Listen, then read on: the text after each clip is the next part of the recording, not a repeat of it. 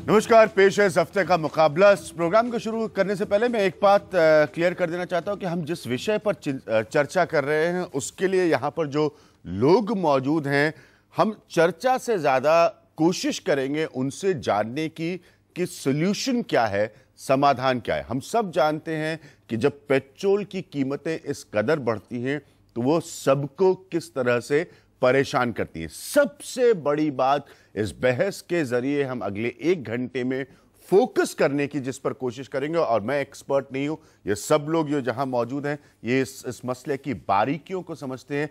हम फोकस करने की कोशिश करेंगे इस बात पर कि क्या सरकार के पास यही रास्ता था बढ़ाकर फिर रोल बैक की बात करने का, या सरकार के पास वाकई और रास्ते थे। मुझे अभी भी लगता है कि जितनी भी टेलीविजन बहस हो रही है, और इसलिए मैं चाहूंगा कि ये प्रोग्राम उससे मुख्तलिफ रहे, उससे अलग रहे, उसमें आम आदमी के लिए सॉल्यूशंस की, समाधान की बात नहीं हो रही। हम फोकस करेंगे अगले 1 घंटे की बहस में इस विषय पर। मैं आपको अपने आज के मुकाबला के पैनल से मिलाता हूं। मेरे साथ यहां पर मौजूद है आकाश जिंदल साहब। आकाश जिंदल साहब एक इकोनॉमिस्ट हैं और एमडी हैं प्योर ग्रोथ ऑर्गेनाइजेशन के। सरकार के पास क्या रास्ते थे, इन पर वो डिटेल से चर्चा करेंगे।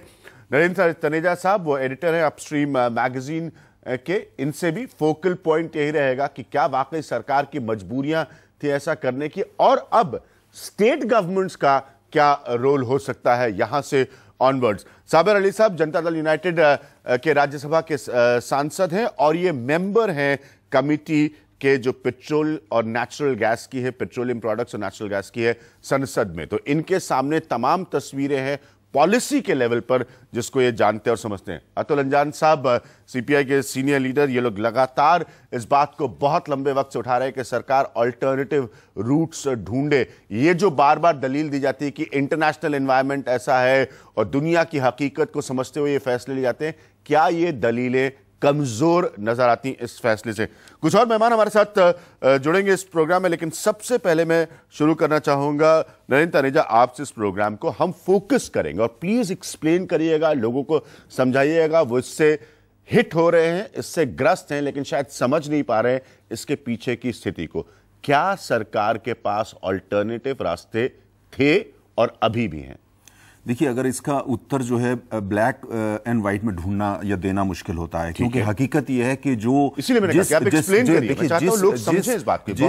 मुकाम पे सरकार आज पहुंची हुई है और जिन हालात में सरकार है, वो चूंकि सरकार ने पिछले 2.5 साल में जब तेल की कीमत जो है वो $40 पर बैरल पहुंच गई थी, उस समय से तेल इतना सस्ता हो चुका था। वो एक समय था 2.5 साल पहले कि अगर सरकार चाहती तो वो रिस्ट्रक्चरिंग कर सकती थी, वो रिफॉर्म्स कर सकती थी, जिससे कि तेल के ऊपर हमारी निर्भरता जो है और टैक्सेस के ऊपर जो सरकार की निर्भरता है उसको थोड़ा मॉडरेट किया जा सकता है। एक भारी रिफॉर्म्स की उस समय आवश्यकता थी, वो नहीं किया गया। तो ऐसे ठीक बीमारी की तरह अगर बीमारी का सही समय पर इलाज ना करा जाए और डॉक्टर के पास आप जाते हैं तो डॉक्टर दवाई जरूर देता है, लेकिन दवाई जितनी देने की आवश्यकता थी आपने इलाज करने की कभी कोशिश नहीं की। लेकिन दूसरी सबसे अहम चीज मैं आपको यहां बताना चाहूंगा, एक चीज जो हमारी है, हम लोग सब उसमें खाली सरकार नहीं, राज्य सरकारें शामिल हैं, जनता देश की शामिल है, देश के पॉलिटिशियन शामिल हैं, कॉर्पोरेट सब लोग शामिल हैं। हम एक चीज को भूल जाते हैं, ये वो कमोडिटी है जो 80% हम आयात करते हैं। दूसरी, हमने जो संस्कृति इस देश में पैदा कर दी है, संस्कृति हमने ये कर दी है कि आपको अपने घर से 1 किलोमीटर भी जाना है तो आप अपनी मोटरसाइकिल या स्कूटरी लेकर के जाते हैं। साहब, आप लोग लगातार इसमें, इसलिए ये सवाल आपसे पूछ रहा हूं, इसके अंदर अंजान साहब के पास आऊंगा कि क्या देश के सांसदों की जो समिति है जिसका आप हिस्सा है, क्या ये इस बात पर डेलिबरेट नहीं कर रहे थे कि इंटरनेशनल एनवायरनमेंट यही है, इसमें कोई बड़ी तब्दीली होने वाली नहीं? हालांकि प्राइसेस गिरी हैं, उसके बाद भी आप काउंटर रिएक्ट नहीं कर रहे। क्या इस बात पर चर्चा नहीं हो रही थी? देखिए, मैं आपको बताऊं जी, सबसे पहले सरकार ये मजबूर सरकार रही है। सबसे बड़ी सरकार की विफलता है कि ऐसे लोगों को, ऐसे करप्ट लोगों को जिनके ऊपर चार्जेस लगे हुए हैं, ये लेटर है, हमने मनमोहन सिंह को लेटर लिखी, जवाब नहीं आता, ऐसे लोगों को सीएमडी बनाई जाती है। तो वैसे कंपनियां कैसे, उसमें जो बाई प्रोडक्ट क्रूड खरीदी जाती है उसमें 15 बाई प्रोडक्ट निकलते हैं। सबसे बड़ा नाफ्ता निकलता है, उसमें फर्निश ऑयल निकलता है, उसमें बेस ऑयल निकलता है, उसमें विटामिन निकलते हैं। उसको जो बिक्री होती है, जो एक्सपोर्ट की जाती है, उसके तीनों कंपनियां जो एचपीसीएल, बीपीसीएल, आईओसीएल, तीनों की जो एक्सपोर्ट की जाती है उसकी रेट वेरीज करते हैं। अतुल कुमार रंजन, इन्होंने पहला पॉइंट जो रखा है साबिर अली साहब ने, क्योंकि ये मेंबर हैं संसद की उस समिति के, उनका कहना है कि इनएफिशिएंसी से काम हो रहा है और गलत लोगों को बैठाया जा रहा है। मैं आरोप प्रत्यारोप में नहीं जाऊंगा और न मैं यहाँ किसी की वकालत करने खड़ा हुआ हूँ। वकालत करने का दृष्टिकोण लेकर नहीं आया, मैं जनता की वकालत करने खड़ा हुआ हूँ, उसके दृष्टिकोण की। और जहां तक भ्रष्टाचार का सवाल है, भ्रष्टाचार आपके साथ कम से कम 10 कार्यक्रम मैंने किए और परसों नरसों ही पेट्रोल के सवाल पर जब हम लोग चर्चा कर रहे थे, एक कारण यह भी था कि जो भ्रष्टाचार है वो भी कहीं न कहीं से हमारे जो पूरी की पूरी लागत है उस लागत को बढ़ा देता है।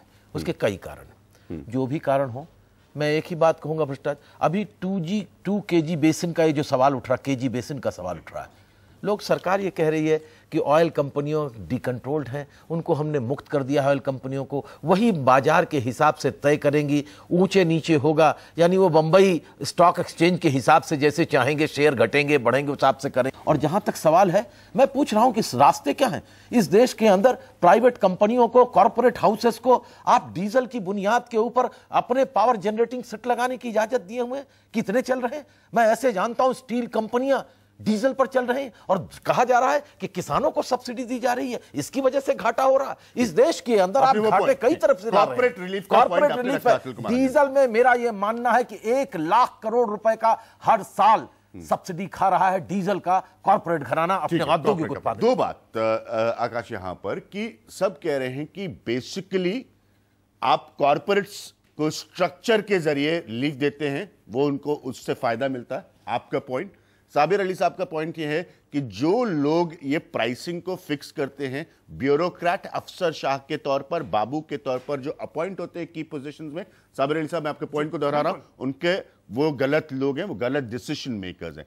एक्चुअल सिचुएशन इससे जुड़ी है या सरकार के पास और बहुत सारे रास्ते हैं? देखिए, आज की सच्चाई, आज के तथ्य हमें देखने पड़ेंगे। देखिए, कल मैं तमाम टीवी चैनल्स पे देख रहा था, जनता यहाँ बैठी हुई है, जनता के लोगों के चेहरे पे बहुत आक्रोश था कि जी पेट्रोल प्राइसेस बढ़ गए हैं, सरकार गलत कर रही है, ये सब हो रहा है। लेकिन साथ ही साथ जनता को कुछ तथ्य जो है देने चाहिए, जनता के सामने सच्चाई आनी चाहिए। आज की तारीख में 80% क्रूड ऑयल, कच्चा तेल, जिसके की डेरिवेटिव्स हैं पेट्रोल, डीजल, अभी मेरे जैसे मित्र ने बताया, वो हम इंपोर्ट करते हैं। कल डॉलर की कीमत थी 56 रुपये 35 पैसे। तो जाहिर सी बात है, वो जो बढ़ी हुई कीमत है उसका जो है बोझ तो कहीं ना कहीं पड़ेगा। अब बड़ा आसान है, फैशनेबल है हमारे देश में सरकार को क्रिटिसाइज कर देना। मैं ना तो सरकार का नुमाइंदा हूं, ना सरकार की तरफ से, मैं तो एक इंडिपेंडेंट जो है इकोनॉमिस्ट हूं, इस जनता का ही हिस्सा हूं। अब उसमें जो है वो बोझ कौन उठाएगा आज की तारीख में? अगर ये कह दें कि सरकार आके उसकी सब्सिडी दी, मेरे हिसाब से सरकार अगर उसको सब्सिडाइज करती है तो आज की तारीख में बहुत बहुत घातक हो सकता है। हम सब जानते हैं देश का घाटा, डेफिसिट बहुत ज्यादा है। अगर सरकार सब्सिडी देगी तो वो डेफिसिट और बढ़ेगा, या सरकार अपने टैक्सेस कम करती है, चाहे सेंट्रल गवर्नमेंट है चाहे स्टेट गवर्नमेंट है, अल्टीमेटली डेफिसिट बढ़ जाएगा। डेफिसिट बढ़ेगा तो उसी समय इंटरनेशनल इन्वेस्टर्स की इन्वेस्टमेंट इंडिया में कम होगी, क्योंकि इंडिया की जो है इकोनॉमी कमजोर होगी, और जैसे ही उनकी इन्वेस्टमेंट कम होगी डॉलर जो है और ऊपर चला जाएगा। कल को जो है एक और डिबेट हमारे सामने आ जाएगी, शायद पेट्रोल के प्राइस 7 या 10 रुपए और बढ़ जाए। Do you have the IndyTV Profit app? All the markets, all the news and your own homemade, ready-made portfolio available there for you. We will right now answer what you should sell, what you should buy when markets are down. Download at IndyTVProfit.com/apps. Get the best app from the channel you trust.